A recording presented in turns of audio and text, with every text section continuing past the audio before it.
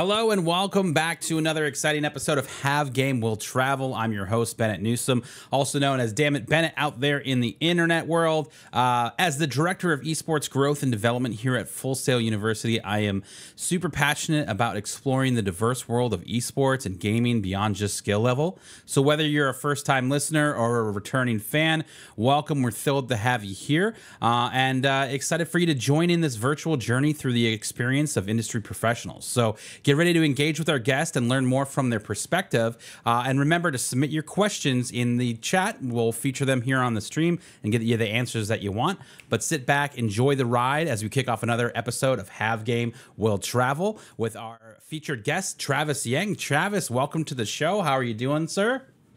I'm doing well. I drank a whole cup of coffee, so I'm all hyped up. All right. I like it. I like it. Well, welcome to the show, man. I'm very excited to have you. I had the pleasure of finally meeting you at the NACE convention this past year, and so happy to have you here on the show. But go ahead and introduce yourself. Tell people about what you do here.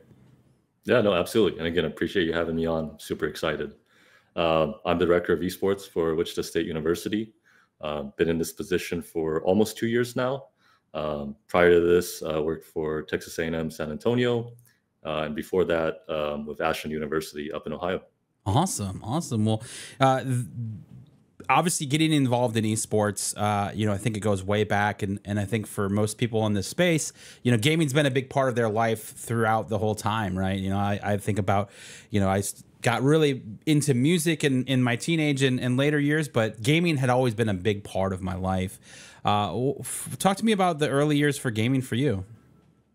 Oh, wow. I don't think I ever get a chance to talk about this. Probably started like way back with was it like RuneScape? Mm-hmm. I guess these days it's called like old school RuneScape, but it's just RuneScape at the time. So playing that on like my dad's work PC that he used to work he actually used to teach at Wichita State. So he had like a work PC that he was able to take home. So I'd like sneak on and play dial-up RuneScape.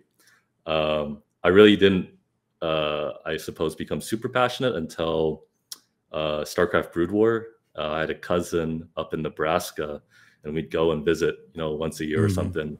And he'd always be playing Brood War. And I was like a little kid in elementary school. And something about that game, it just looked really fun. I had no idea what was going on. Right. But that kind of segued eventually, into getting me into esports. That's awesome. And obviously that carried on because at a young age, you co-founded a couple esports orgs, starting with Team SCA, Team Ascension, and then later the Sloth Esports Group. Talk to me about kind of that journey and building those orgs. Yeah, that was kind of a crazy ride. Never forget that for the rest of my life. It was about an 8-9 year span. Yeah. It started freshman year of high school, just with a group of friends. This was 2010, so I'm showing my age. Group of friends, freshman year, and we all like playing StarCraft Brood War. And this was when like StarCraft 2 was coming out. So we were keeping up with all the announcement videos and all that. And you're like, hey, why not make a little clan, have a little group of friends play on release. And so we did that, and it was just 6 people, 7 people. And what I found very quickly early on was I was very interested in the management side. Yeah. Like scheduling matches, scheduling clan wars, recruiting people, talking to people online, getting to know, their stories. We weren't super good or anything, but I found that really, really enjoyable. That was Team SCA. And after about 2 or 3 years, I'm actually, after the first year, I moved to Missouri. A lot of those friends that originally played, they kind of lost interest. So it was just me keeping the team going. At that point, we were pushing maybe close to 200 people all across the country, online, almost like a guild, essentially. Yeah. Kind of like the equivalent of like a Discord server now, right? Like exactly. Back then on TeamSpeak and whatnot. Which, oh man, I still love TeamSpeak. 2013 to 14, did a little rebrand in the Team Ascension, and I actually formed it into an LLC because I was kind of just learning things on the fly, trying to read and talk to other professionals at the time. They were like, hey, you should start an LLC if you really want to be able to approach potential sponsors and partners. So I had to just learn all that on my own, but got that filed. And that actually ended up paying off because I think around late 2017, 2018, there's a company called Sloth Esports. They traditionally worked with like CSGO teams in like Philadelphia Right. and the Philly area. But their owner was super passionate about StarCraft 2. They sold like mouse pads and some peripheral type stuff. So they did like a title sponsorship, and we rebranded from Team Ascension to Sloth Esports Club. And that's really when things kicked off. And we had a lot of players because they were able to start getting more travel support. Yeah. Other college age students similar to me, but we were flying them across the country, getting them to lands. And so they were placing and doing well in qualifiers, the World Championship Series for StarCraft 2 at the time. And yeah, that just really opened my eyes to like esports is this amazing thing where I don't have to be a player. Like I wasn't the best player, but I could help other people pursue what they were interested in, which is being really good at the game. Yeah. And I love the story because like it just kind of shows like, hey, I went out and did something, like you had an interest in these games and it started with you and your friends and you like founded these teams and then you were like, wait, I actually am pretty good at this management thing. Like, let's keep doing this. Let's see where it goes to a point where you had so many members and that now you're kind of collaborating with other people. You're flying people across the country. I mean, like that's a huge deal, especially at a young age. I mean, you're at this point, in college by the time that was happening?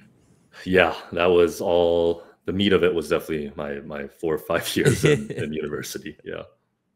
I love that. And that's a pretty cool story. So you've had, almost a decade of esports experience leading up to, graduating from college, which is something that I think that a lot of people, either aspire to have or wish they had, right, in the space. And so you already had a really good leg in the industry. And then, with those teams, learning that management side and learning, to run these orgs and all of the things that it took to build them. Talk to me a little bit about what it was like as balancing like college, curriculum as well as, this business that you've now started. Yeah, at the time, it was, in hindsight, maybe not the best decision, or I would have went about it differently in terms of a time management standpoint, because at certain points, academics did suffer. Which is good to know now, because when I'm helping with students with their projects, I can be like, hey, maybe avoid these pitfalls or do a little bit more planning beforehand. But in the moment, when I was in college, I was just so passionate with no expectation, because professional esports was, fairly developed at that point. 2013, it was huge league, picking up a lot of steam. But scholastic esports, or the possibility of me personally working in esports, not really in my mind at all. Yeah. However, I eventually did towards about 2 or 3 years in college. I actually swapped to sport management. I was originally in for computer science, kind of swapped a few times, and I found out about sport management, which I never knew about. And then a part of my brain was like, sport management, you learn about traditional sport industries, all the different areas, the processes. Yeah. I'm like, that might have some application into esports. The crossover, and so right? And I went out on a limb and I swapped majors and I finished it. And sure enough, it to this day, a lot of the things that you learn directly transfer over. So that helped me a lot. Absolutely, yeah. And I think that's such an important piece of kind of that knowledge there that a lot of people don't think about, is that, just like professional football or hockey or basketball or whatever sport, like there's a whole industry that supports the players that are on the field, right? Like a lot of things wouldn't happen if all of these people that were working towards that goal, didn't exist. And esports is the same way. Obviously, traditional sports have had, a couple hundred years to really get it right. And esports is still in its infancy, but all those types of positions have a purpose in this space as well, which I think is really cool. And for you, you got, you kind of extended your journey in the world of esports, working for like Nerd Street Gamers, Skillshot Media, and doing things like observing. Well, talk to us a little bit about your time, in that and in those roles specifically. I know that we have a lot of students that are really interested in those types of opportunities. Yeah, observing was a neat thing, because I never, again, at the time, like it was something that I always just did naturally. I'm always watching games, Right. especially with teams, right? Sometimes you're just recording VODs, you're watching matches, you just need someone to be there to analyze, talk about the game with the players afterwards. I was already doing that all throughout high school and college. And then I think, yeah, Nerd Street at the time, we had some players at that LAN, and one of the organizers was like, hey, we need observers. And we do a contract, you know, you're there for 2 or 3 days. I'm like, well, I'm going to be there anyways. I feel like I could probably do it. Maybe not terribly well, but at least the basics. Right. And I got there, and they actually had a gentleman there who worked for Nerd Street, who that was, I'm pretty sure, his like full-time job. So they paired me with him, and so I got to see how he was doing it. And then they just kind of slotted me in, and was like, you're observing the group stage, you're going to observe these playoff matches, you know, so and so. Yeah. And it was great. Like I got a lot of hands-on experience. And then later on, actually, when I was in San Antonio, this was like peak COVID. I had done some volunteer work for NACE to observe their national championships for Hearthstone, which is very simple. But I think it was Counter-Strike, which was a little bit more involved in having to do like camera setups and whatnot. And that was through Skillshot. So I did that volunteer work. And then they're like, hey, we're doing a series over the summer. They did like a community tournament, I think, based in the Atlanta region for Rocket League. And I was like, sure, you know, Yeah. I'd be willing to learn again. And so again, some hands-on training for Rocket League. And I was there, I think, every week. And then that broadened out to, I think, Rogue Company, which is another game they were doing games for. So I got even more experience there. It wasn't like my full-time job, but it was a great experience for me. And even to this day, now with our own students who are doing Rocket League and doing projects outside, I always reference that experience. Yeah. Like these production companies, these media companies, these tournament organizers, they're always looking for people like this. And so don't be afraid if you don't necessarily have that, you know, professional level experience. That's okay. They don't necessarily expect that. If you play the game, sometimes that's enough to at least get your foot in the door, you know, with some connections. So I'm always encouraging them to pursue that. Yeah, absolutely. And it's like, if you have the knowledge, I think that's the most important part, right? The game knowledge, right? Like you understand the game, you understand how it works. You as a player are going to probably see things that maybe somebody else that doesn't really know the game is going to see. And it puts you in a unique position, you know, when talking to some of these companies, that you can provide an opportunity of support there when it comes to gameplay direction, things like that, which is always really interesting. And now, when you were doing these things with like Nerd Street and Skillshot, were you working in the esports space, or were you still a college student at the time? What was that timeline like? Yeah, the Nerd Street, I believe that was when I was still in college. So running the StarCraft team outside of school was my main thing.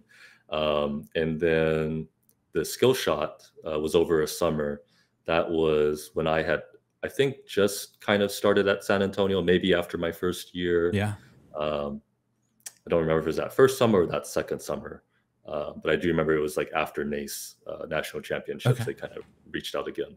Awesome. And so obviously, you know, this timeline is you as a coach, right? So Texas A&M and in San Antonio, right? Mm-hmm. Okay, awesome. Tell me about your time there as a coach. What did that look like? Yeah, in San Antonio, I had been an assistant coach full time at Ashland, all the way up in Ohio in a small town, which loved it there. But this was my first opportunity to be a head esports coach. Yeah. Moved all the way down to San Antonio, had never been there before. But, you know, in esports and in life, right, you just got to be willing sometimes to take those chances, take those opportunities when they come. So went down, and down there I was tasked with starting their program from scratch. So it was the first program in the city, followed very, very shortly by St. Mary's. So we're almost tied in that regard. Right. And then it was also the first esports program, varsity esports program in the entire Texas A&M system. So that ended up being kind of a model that a lot of the other A&M schools used. And now looking, you know, at how it's going down there, I think over half of the A&M member institutions have varsity programs, which has been really awesome to see. Yeah. But San Antonio really opened my eyes because Ashland University was a small private, right? So small town in Ohio, you kind of got a certain demographic. Moving down to San Antonio, A&M San Antonio, very south side San Antonio, heavily Hispanic population. It really opened my eyes. Like, I was always super focused on esports is about competition. It's about recruiting. It's about being the best. I got down to San Antonio. I was talking with kids from high schools, talking to current students, and just the opportunity for them to play games, to do something that they were passionate about, in their minds never existed, that they'd be able to do something like that in college and be recognized for it and even get scholarship for that. The learning that kids didn't have stable internet connections, didn't have access to PCs to even play games at home. Obviously, I was young, and so again, it opened my eyes. But then that really led to me putting a lot of focus, a lot of interest on my end, and using resources from the institution.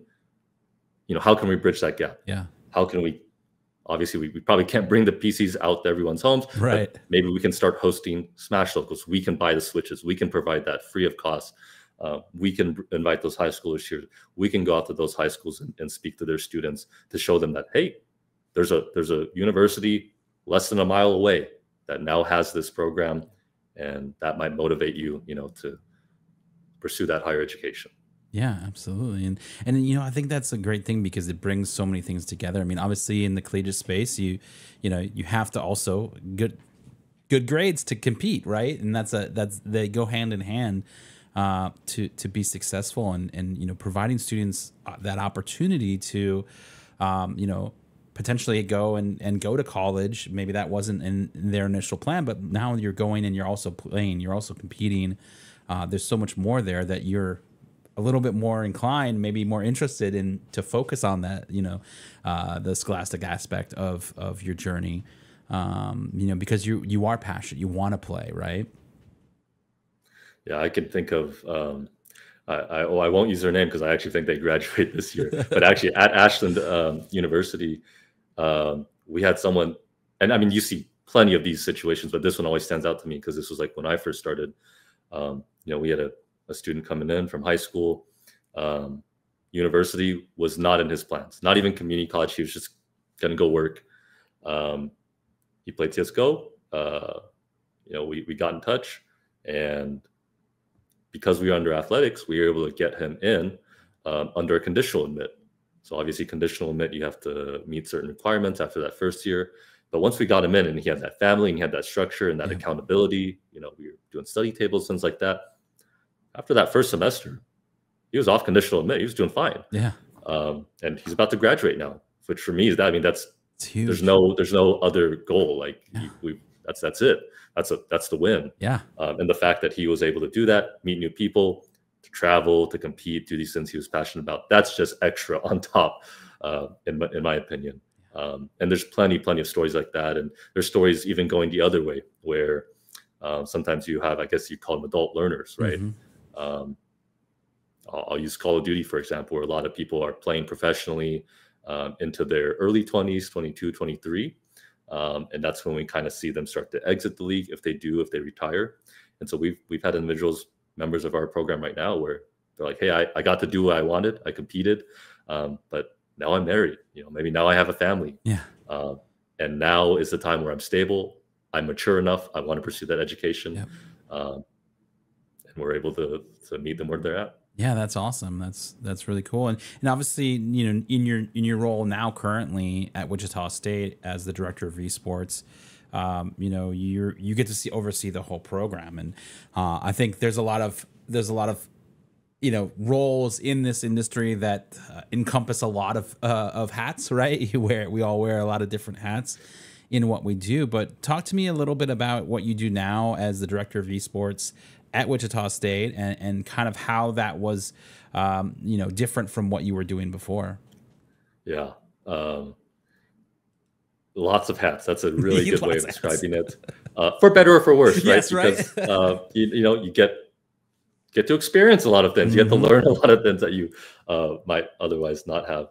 And yeah, looking back at every stage, from Ashland to San Antonio, from San Antonio to Wichita, more and more responsibilities kind of delegated at every step of the way, but also more support, right? More resources, the ability to impact students. At Wichita, the best way to describe it is probably similar to a lot of other D1s at this level who have had a varsity program for 3-4 years. Comprehensive, and I know comprehensive is a very broad catch-all term, but for us, really what that means is you have a competitive component, because that's kind of what the foundation is. Everything is based around competition. But then you also have, for example, a huge academic component. We have a minor on campus. We have the digital arts school. We have a game design program. And so how can esports serve as this interdisciplinary medium to connect these departments that otherwise maybe would never interact with each other? Faculty members who would otherwise never talk to each other. We can kind of help connect them. And we can also bring in students, obviously. Students in human factors who are doing like a study on map design for a game development company. Try not to give away too many details, but are doing their PhD thesis project. And now they're able to utilize our esports program as like a captive audience of participants to do that PhD work. So competition, academic. The third biggest area is probably just community engagement. We're very fortunate in Wichita that the local school district, USD 259 here, over the pandemic, they adopted esports at a varsity level, district-wide. So every high school, I think there's 12 public high schools, and now I think every middle school has gaming concepts courses, classes, and teams that also compete. So how do we establish relationship with them? We started to do signing day events. We started to recruit some of their students, not just for competition, but for applied learning, because they have students who are learning about broadcast right in high school. They're their school's commentator. And now we have a pathway where they can come commentate here at Wichita State, and nothing to do with them competing, but they're still able to be involved and they don't miss out on any of those opportunities. And I think that involvement goes so far, and we do something very similar, at Full Sail, where, we have a varsity casting team and a varsity content and stream team, because those are big parts of what this industry is. And obviously focusing heavily on community and things like that, like you said, I mean, is at the core of most of these esports programs. And so, I love that information. We do have our first question from chat here. Says, being in collegiate esports for so long, not saying that you're old, what are the things that the successful programs are doing well these days to help their programs thrive? Let me see. I'm going to lean in and read that question again on foot. So what are successful programs doing to make sure they thrive? That is the $1 million question. I will preface by saying there's probably not a definitive right answer. And many directors will say this. Every institution is different, right? You all have different objectives set forth by your administration. So you want to make sure, obviously, you're accomplishing those goals. In a broad sense, and what I tell newer programs or new directors, new coaches is you have to have a good team culture. You have to have the right people to establish that foundation. If you don't have the right people involved from the get-go, it's going to be really, really hard to grow from there. So you have to start that well. You have to understand your community. You don't want to alienate maybe groups that already exist on campus, groups that are already putting in a lot of their own effort, a lot of good work. You want to recognize that, ideally partner with them. Don't push them away and kind of take over what they're doing. Sometimes that's hard, right? It requires multiple conversations.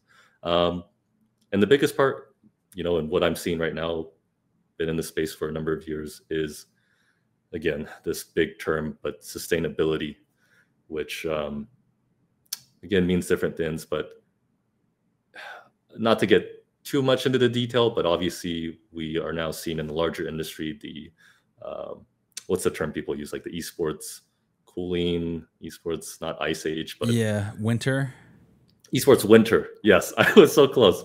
The esports winter, which fortunately I think collegiate and scholastic esports has kind of been insulated from that, because a lot of the people in the space understood from the get-go that like this has to be sustainable. We can't make this work by promising all of these crazy things. Yep. But continuing to do that. And a lot of schools are now finding that, hey, it's not possible for us to find this magic national level sponsor that can come in and fund our program. We have to look within our own community, look at a regional level, a city level, work with university advancement to find people in the community who are invested in the students, whether that's directly through gaming. Hopefully that's the case. Sometimes not. Sometimes they're looking for students that come out with certain skills that esports maybe can provide that way. But yeah, just that's what I find myself doing a lot more these days. Yeah. Is putting in time to research and try to find those organizations and those people to talk to. Yeah, and I think we have a great follow-up question from chat from Ignite Apollos. Asks, esports often involves partnerships and sponsorships. Can you tell me about some of your team's most successful collaborations, and how do you select these partners that align with your brand and values? Yeah, that's another great question. It has to be meaningful. And again, I think, and I'll credit this to Doc Haskell from Boise State, a presentation that he gave on kind of fundraising and revenue generation. I think it was a year and a half ago, maybe 2 years at a previous NACE convention. He talked about how they found, again, that it was a lot more meaningful to work with local organizations, regional companies. They're just much more invested. There's a natural relationship there. To provide an example, I've got some from previous institutions, but I'll just reference our most recent one here at Wichita State. We have a sponsorship through McDonald's. It is actually technically the Davis Ellen marketing agency, which oversees the Southern Plains region that Wichita State happens to fall into. So Davis Ellen is contracted or works for McDonald's for that region. But they approached us because, and one reason that I liked their approach was that, they were looking for a new way to engage, but they were very upfront about we do not want, there's a reason why they wanted to go the Scholastic Esports route, as opposed to just the tried and true, like, well, let's just work with their athletics department or something like that. Because it's overdone. It's not necessarily a new thing for them. But they wanted to come and they wanted to work with our students, but again, in a meaningful way. So trying to provide some examples where it's not just like we're coming in and buy McDonald's, know. It's like we have a Smash local on campus, for example, that we sponsor as a esports program, which is a local grassroots thing. They have a local TO come in, puts in their own time, and they put it on, and we help facilitate the reservation. We let McDonald's know about kind of these local grassroots things, and Davis Ellen, props to them. They're like, this is perfect. Yeah. This is already here. It's established. We don't want to come in and spin up a new event. If there's already people putting in the work here, they have a community, let's support them. And how can we support them best? And that obviously can range in different things. But for us, it's like, well, let's get them additional pricing to supplement their price pool, right? Let's give them things to give away. Obviously, if you're playing in a local, you're staying late, you might want to eat afterwards. Yep. So giving away free vouchers, giving away gift cards to supplement pricing. They've done that for over a year now. That's awesome. We found a lot of success with that. And it's natural. It's not in your face like McDonald's is trying to get you to do X, Y, and Z. Right. So things like that, again, sorry, long story, but things like perfect. that are what I'm looking for. Yeah, and I love that. And I think that goes, and it talks about your role a little bit too as a director. I mean, what do you think, are the qualities that make a successful director or coach in this space? Wow. You have to, a successful director or coach, oh my, I don't want to say anything that'll alienate people. You have to, student experience. Yeah. You have to care about the students. If you're not doing it for the students and their education, and you're in the wrong space, to be honest. Like, this is not a place where you go to sell people things, to make a lot of money. Not saying that making money is bad, but it has to be about the students first. That's just what you're there for. And you have to be willing to build those relationships with every single student. sometimes it's hard because you got a lot of students Yeah. and they all want to talk to you and you want to learn more about them. You don't have the time maybe in the moment, but you have to find the time to sit down with them, learn about what motivates them, what they're interested in, what they're trying to get out of esports, what their aspirations are. Because if you really take that time and learn, then you can get the most out of them, right? Yeah. And you can make their experience a meaningful one.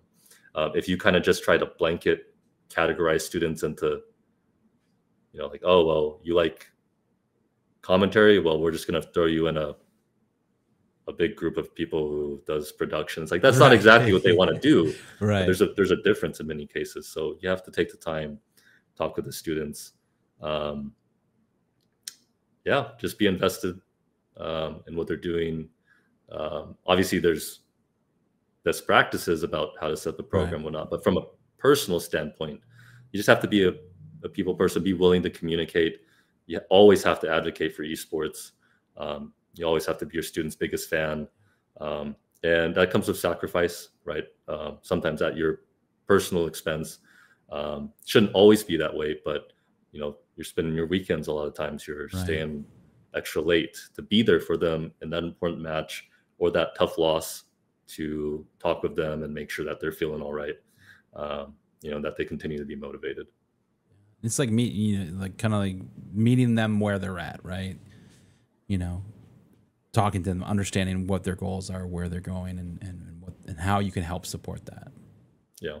Awesome. So obviously we talked a little bit about your journey so far and what you are doing in your program. A big thing I think for a lot of people, and we kind of touched on this earlier, was about how just the opportunities in the different areas, in the world of esports, and really how big that actually is. So, for yourself, with esports being more than just gaming, have you had any experience with students that you've worked with or grads that you've seen go off into the industry, and have opportunities in the esports space?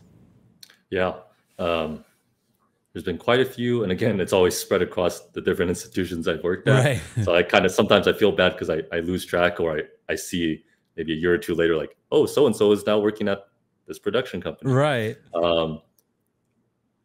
As in line with traditional athletics, the vast majority of students, number one, aren't interested in going professional in their game. Right. And if they are, only a very small percentage Right. are realistically able to go the pro player route.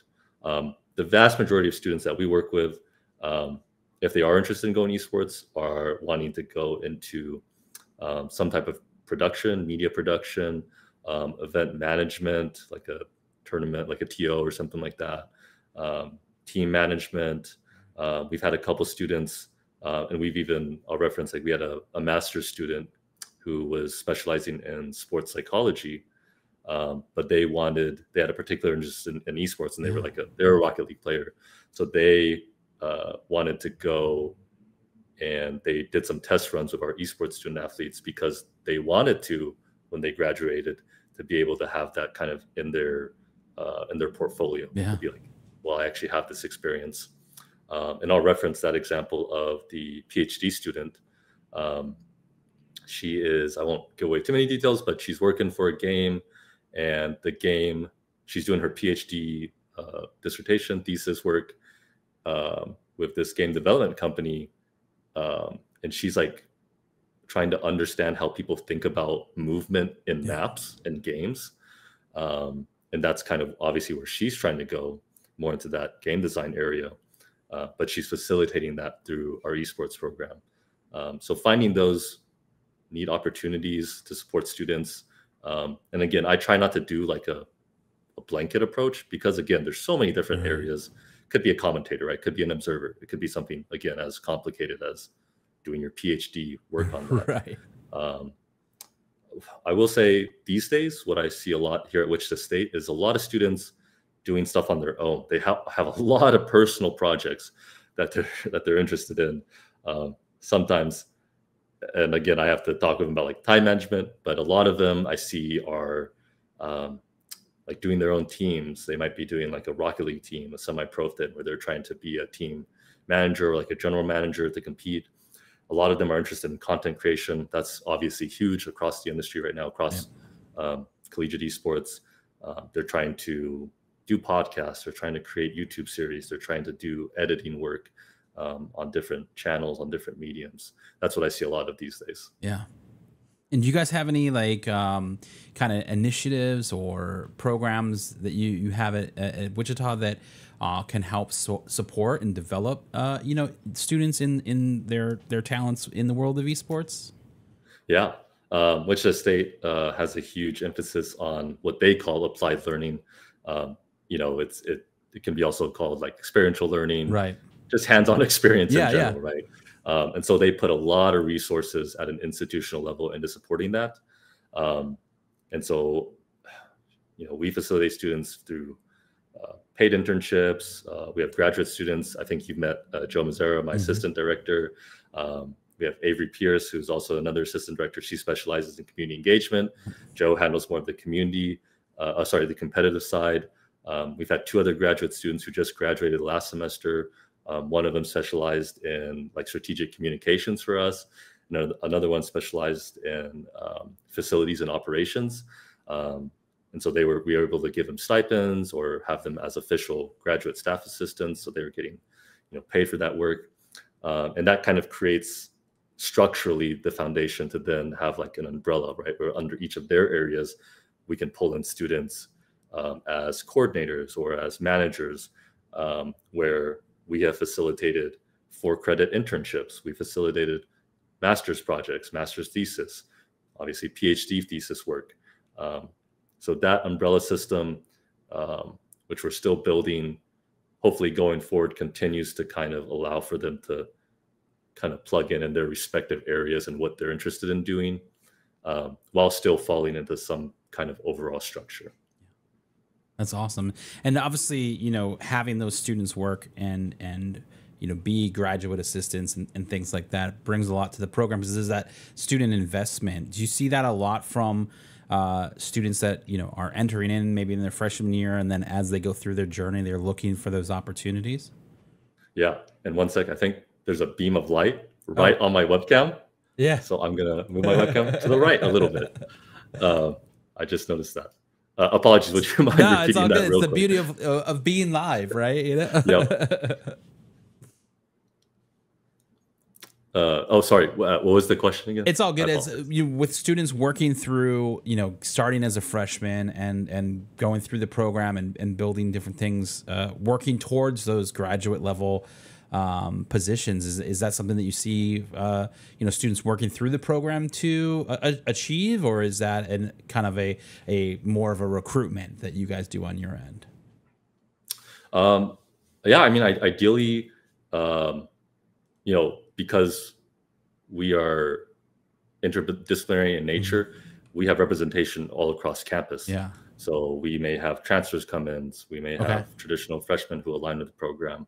I think obviously the resources don't necessarily allow for every student to go that route and become a graduate student. But the more we can just find more resources to facilitate more graduate level positions, that's a constant thing that I'm working on. And even just recently, just this semester, the sport management department used some of their, they normally get like an allocation to create a graduate staff position. Okay. They actually had their allocation for this upcoming semester go completely towards esports. Yeah. So ideally, the solution there, what they envision is that we would find someone who is a sport management master's student that is interested in esports, and now they are able to do their graduate level study while being paid as a graduate assistant. Okay, so awesome. We are definitely starting to see more and more of those opportunities come through. Yeah, because that's I mean, you think about that experience, right? Leading into going into the industry, it's definitely a big thing, and obviously a lot of students are interested in that. So I'm glad to hear that you guys are moving in that direction. As far as like working with your students that are on the competitive teams, as a director, how do you help try to balance that academic and competitive aspect for student athletes, that are involved at the high level of esports at your university? Yeah. A lot of that comes into just how we structure, like what we ask of them. I'll reference our Valorant team, for example, which competes at a pretty high level. Yeah. I'd like to think. You know, students, I feel like students left to their own devices naturally Yes. gravitate towards how can we play more? You know, how can we practice more? How can we play more competitions? How we can do just everything? And so it's my responsibility and Joe's to go in at the start of the season to kind of sit with them, every team respectively, and to talk through like, what are you interested in doing? Here's these leagues coming up. You probably can't do all of them, but maybe this one fits better for our schedules. This one might have a more meaningful outcome, right? If we make it to national championships, things like that. But then also in building out their schedules as a team. So week to week, you know, they have schedules where the Valorant team practices twice a week on set days. That is, we know it works for everyone on the team. So there's no conflicts with school or work. And then obviously you have your match days. And then even further going in and defining, you know, in a 3-hour block on a Tuesday, you're not just scrimming all 3 hours, right? Maybe that first 30 minutes is just talking about what you're going to work on for scrims. Maybe you have an hour and a half blocked for scrims. And then maybe you have a coach come in virtually to do some analysis, have some discussion. Maybe another 30 minutes is left for film review from the previous week's matches, or looking forward at maybe we have a tough match coming up, or maybe we have a playoff match. So it's very defined. And then obviously students are always playing on their own time. So we're constantly trying to remind them like, hey, get rest, don't play too much. Sleep. We have, yes. Oh my gosh, sleep is, I wish I could bring in like a human performance or sports nutritionist to speak to them about how important sleep is. Outside of anything else, sleep is the number one kind of influencer of how you're going to perform the next day, or a couple of days. So constantly reminding about that, and then obviously structurally, again, we have things to help kind of hold them accountable. Mid-semester grade checks. At Ashton, we did study tables, depending on how your GPA was. So just coming in and trying to provide that oversight. Definitely. And obviously you guys have had some major strides in the world of esports in the collegiate space. Do you have, I guess, can you share some of your achievements, milestones that Wichita State has reached? Yeah. I'd say most of our teams at this point, fortunately, are competing, I'd say at a national level, so to speak, and that they're generally shoe-in for at least playoff stage. Yeah. With Super Smash and Valorant specifically, those two games have seen a lot of success. Valorant team over the past year and a half since I've been here, they won ECAC, their top division that semester. They were invited to CECC Atlanta because they won that championship. They've gone to, last year, they made it to the USA National stage for Red Bull Campus Clutch, as well as, I think, multiple NACE playoffs finishes, which is great for them. They were actually a roster that originally started in CS and then just pretty much transferred one-to-one to Valorant. Yep, that's how we did it too. Yep, and so to see them have that continued success, that was great for them. And they're still, the core of that team is still together right now. Some of them have graduated, which is good. Yeah. Our Smash team was great for me to see because Smash on many campuses is kind of this natural, organic thing, a group of friends playing. Same for us. They were having some level of success, but we were able to come in and through scholarship and through some more incentives, able to bring in some key pieces from around the state. Most of them are, if not all of them, are actually from Kansas or like Oklahoma. Okay. So being able to bring in like just one or two of these critical pieces recruitment wise, and that I think 2 semesters ago, they got all the way to NACE Grand Finals. So they were flown out to Philadelphia. And for some of them, that was their first time flying. So that's just amazing that they were able to have that experience and go and like compete. That's something that they're going to remember, probably for the rest of their lives. So yeah, those teams have been doing well, but obviously we're always trying to support all the teams to do as well as they can. Yeah, absolutely. And I think it's such a cool thing. Like when you really think about it, like especially like getting flown to a land somewhere, like, and you sit back and think like, man, I'm in college and I just got flown to go compete in a, collegiate level, competitive tournament. Like, that's just such a cool thing to think about. That's where we're at right now. You know what I mean? Yeah. And that, sometimes I think back to, when I was in college. Yeah. That's what I was super passionate about with the StarCraft team at the time was, I was in Missouri, but I had someone on my team who was at like Temple University or something, which I think is in Pennsylvania. Yeah. I think. And how can we get them flown out maybe to MLG Anaheim or something, across the country? And obviously that's not exactly what we're doing here. But sometimes, right, we're able to get them those opportunities. So it's really natural for me. And that's what I love doing. So anytime we can do it, I'm always for it. Absolutely. We've got another great question here. It kind of ties into what we're talking about from Mikey through. What are some skills or qualities that someone would need to get into like an entry-level position with the Collegiate Esports program? The Collegiate Esports program.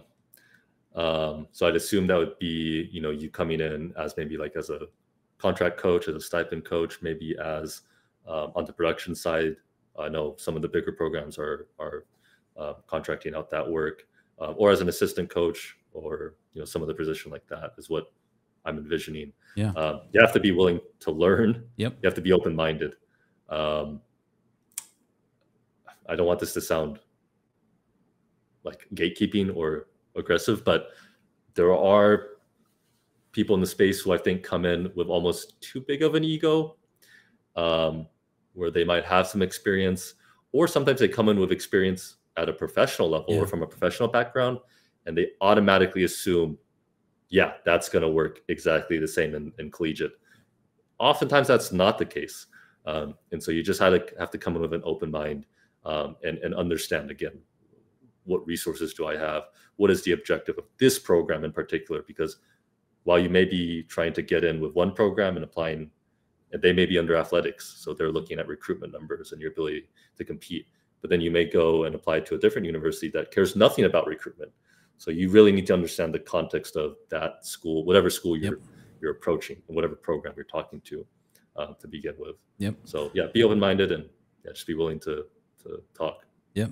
Especially if recruitment is your main thing, you gotta think about that and like, hey, I've got to sell this program to students so that they want to come here, right? And maybe that's not what you initially think is maybe a strong suit for you. So you have to kind of understand what the goals of your program are, like you said, right? And whether that's compassion or being patient, with students and being open-minded, all great advice for sure. With the collegiate space, I mean, where do you see kind of the future of this? Obviously, we had JJ on a couple weeks ago here from NACE, and we talked a little bit about the collegiate space and how it's evolving and what NACE is doing to evolve. How do you see it? Where do you see it going? Yeah, it's an interesting kind of thought experiment.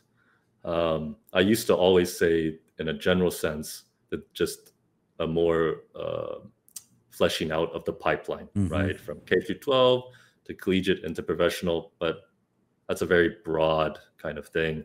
I think the next few years will be critical because it's almost going to come down to, you have the developers, right, who have a lot of their own in-house leagues, right, that they run, they manage, right, like your Riot or your Blizzard, these different big games. Then you have these separate entities, like a NACE, for example, or an NECC, or any of these major other associations that organize competition. And hopefully, in an ideal world, they can coincide, right, coexist. You could do both, which right now you can't, right? You could compete in NCC, you could do NECC, NACE, and compete in the CLO or CVAL or something like that. I don't know what that will look like in another 2 years, if developers are going to continue being willing to kind of share their IPs and their titles like that. I don't have any indication to say that they wouldn't, because right now everyone seems pretty happy. But yeah, looking forward, I just don't know. I'd like to think more on the positive side, that there would be more collaboration, more partnership, where maybe a a NACE grand finalist in Valorant has a direct tie-in, Yeah. for example, to a CVAL bid in their overall arching system. I think maybe it was Rainbow Six a year and a half ago or something, had some type of system where that was their goal of kind of uniting all of these different leagues Right. under one umbrella that accumulated in a truly big, spectacular event at the end. But again, who's to say it's different for every game? So that's on the competitive side. I think just at a broader level, obviously just more acceptance, Yep. more institutions coming on board. Conference play has been a huge thing for some of these bigger D1 schools. Just trying to align and create more meaningful storylines that way. And then on the governance side, NACE is the only one that I personally have experience with. There may be other associations out there. NJCAAE is an association that does that, but just more legislation. Again, not to try to like gatekeep the space, but to create more like safe measures almost. NACE has kind of been working on that over the past few years in the forms of like intent to compete, right? Eligibility certificates, just making sure that these are real full-time students. But that's going to continue to be a big discussion. It already has been, right? When you look at online students, things like that. How do you structure competition in a meaningful way around that? That's going to be a big area of development over the next few years. And there's not a right or wrong answer there, but I'm just excited to see how that develops and what solutions come out of that. Because it's going to take some out of the box thinking, because it's just no other sport has ever had to deal with those problems. So that's purely a uniquely an esports issue. But I'm always excited to see those challenges, right? And again, see how we can figure that out. Absolutely. Do you guys have any upcoming events or esports projects that you're working on at Wichita State that viewers could look forward to? Could come find you guys, watch something in action? Yeah. In the immediate short term, November 4th, we're doing an Extra Life charity stream. So twitch.tv/esportswsu. That's the plug. It's just a 6-hour thing. We'll have different segments. Nice. Maybe have some faculty, staff, as well as some students playing together. So that should be fun. The only other big one I can think of at the end of this year, I think December 15th, we are hosting kind of like a memorial Smash tournament. There's a member from the Smash community here in Wichita, unfortunately passed away this past year. So we've kind of been organizing this charity tournament and the creation of a endowed scholarship in line with that. So that tournament will kind of be an introduction into getting the community aware of that scholarship and obviously the story behind that. Hopefully we're working on trying to get that streamed, but that's the big stuff that we have planned for this semester. Excellent. Well, I want to first and foremost say thank you for joining here on the show today, and getting to share your insight with everyone here on the Armada channel. But I want to give you a little bit of time to tell people where they can find you if they have questions, they want to reach out, and how to get in touch with you. Yeah. Again, appreciate you having me on board. This has been really awesome. I got to talk about a lot of things that I would normally not have a reason to share, about like StarCraft or things, or how I got started. Normally I'm like, oh, that's going to take way too much time. I'm just not even going to go in that. So I really appreciate you just letting me talk about it. It was super fun for me. Absolutely. But yeah, Esports WSU for all Wichita State stuff. It's going to be that same handle on everything. For me personally, I guess Twitter is just my name, Travis Yang. Yeah. So if you want to follow me, I usually just repost of the Wichita State stuff. But yeah, that's all on my end. Awesome. Well, Travis, thank you for being a great guest here. And we will be back on November 9th for another episode of Have Game Will Travel. Thanks for watching, and we will see you next time. Take it easy.